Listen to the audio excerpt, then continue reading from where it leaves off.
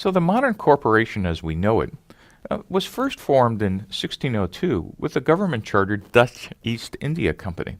This was kind of the first modern corporation with shareholders and organizations that kind of, if you squinted, looked like something close to modern companies today.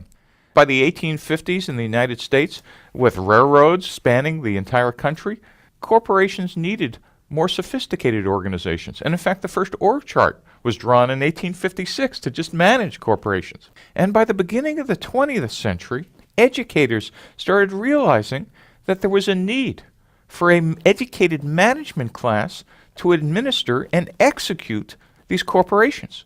Because at least in the United States, we were going from local economies to regional economies to a national economy, yet we did not have a trained management class. And so in a brilliant insight, Harvard set up the first Masters of Business Administration course called the MBA.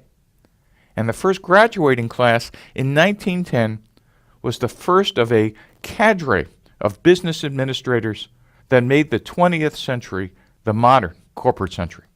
The MBA curriculum was designed to provide managers and administrators with the tools they needed to run existing and growing companies: accounting, strategy, operations, leadership, organizational behavior, human resources, management. And this stack of tools was just incredibly important for the growth of large companies. But what's really interesting, what got missed, is that there were really no tools provided in these curriculums for starting new businesses.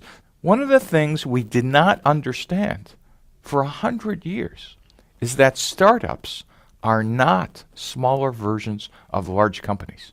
Let me say it again. Startups are not smaller versions of large companies. And what falls out of that is all the traditional tools taught and learned in an MBA curriculum are irrelevant in the first chaotic year or two of an early stage venture. Eventually, you need that tool set, but at first, it really gets in the way.